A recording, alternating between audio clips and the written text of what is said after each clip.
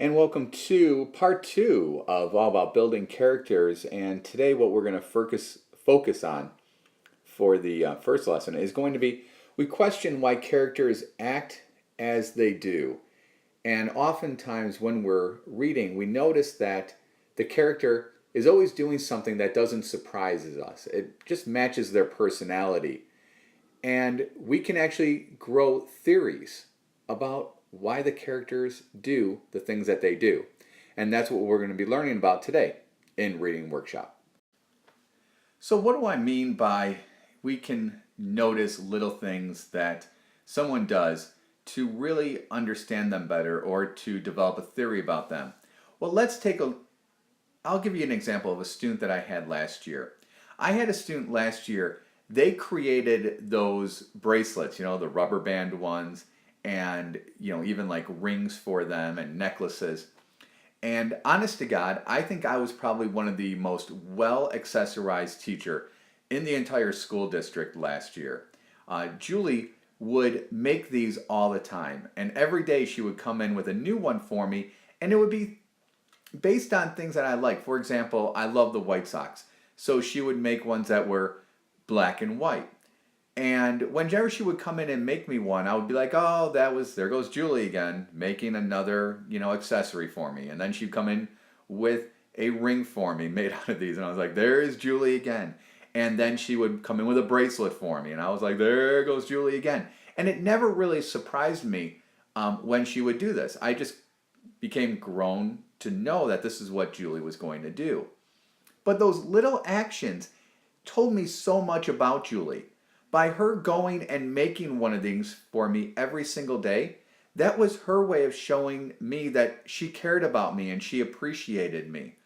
It also was a way for her to exercise her creativity. So by her doing those little things, it brought us closer together. And I was able to really develop a theory about Julie, and that was Julie was someone who cared about me and was also very creative in her own way by making those bracelets. So that's why, it's important to notice the things that people do and pay attention to those things and then develop a theory about the person based on their actions. And that brings us to today's teaching point. We can come to see patterns of behavior and characters, learning what makes them tick, just like I was able to do with Julie, and I'm able to do with each and every one of you. All right, so I know you heard what I said about noticing this about people, but I know in the back of your mind you're like, well, that's great, Mr. Saraceni. That's a person that you know. What about doing that in a book? So here, let me do it with a book that I'm reading because of Winn-Dixie. So, what are some things that I have noticed about Opal that I've brought up in previous lessons in Reading Workshop? Well, I know that Opal is often telling people stories, right? She always is. She's talking to whoever will listen to her. I have many jokes I can sit there and say about people in our class, but I won't. She is always trying to help. If you think about it, she is. She helped that mangy mutt, Winn-Dixie, right, at the grocery store. She's helping Gloria Dump by, listening to Gloria Dump talking about her stories and hanging around her with those whiskey bottles, and that was kind of creepy.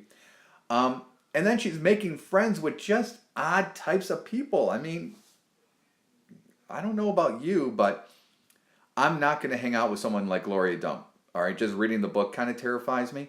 And I'm not going to hang out with Winn-Dixie because he smells. All right, no offense, and I don't like smelly people.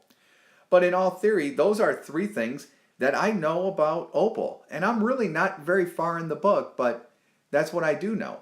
So what's my big idea or the theory about what makes Opal tick? Well, we said before that Opal tries really hard to make friends because she doesn't have any. So our big idea could be that Opal was lonely. I know we said that before. How can I extend that theory? Well, I can now say that she's trying to connect with people.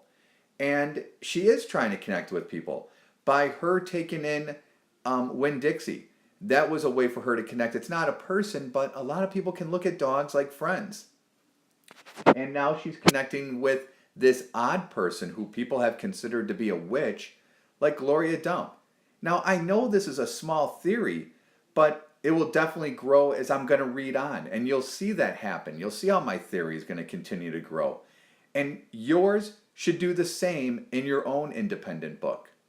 So the advice I'm going to give you is to write down on your post-it note 2 or 3 things that you know about your character where it makes you say, oh boy, there they go again. And then look at those things and then try to develop a theory or a big idea about the character. And then continue to pay attention as you read on, because that theory should continue to grow. So now it's your turn, and it's time for you to show me that you can demonstrate what you just learned in this video today.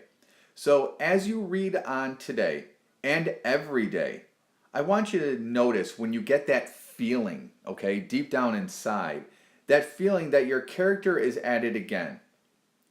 And when you think, there he or she goes at it again, stop and pause at that moment and jot down what it is that they're doing. And then just make a theory about what makes your character tick. Just like I did today when I was talking about Julie. And just like I did today when I was talking about Opal. And just like I do when I notice each and every one of you every single day. And remember that today you will be submitting your evidence to me at the end of Reading Workshop, because this is what I use to go ahead and grade you. Now, for those of you that are going to come to me and say, well, I just started reading a new book, then you know what? Then you should base this on what your last book was. And that means that you should have lots of things that you've noticed about your character, about what they're doing and how they're, oh, there they go again. So then you can really dig deep into the things that they were doing in the beginning all the way through the end. And you should be able to develop a really wonderful theory about the character. So good luck today. You know what your mission is, and you know what you have to submit to me by the end of Reading Workshop. Good luck, and get clicking, chickens.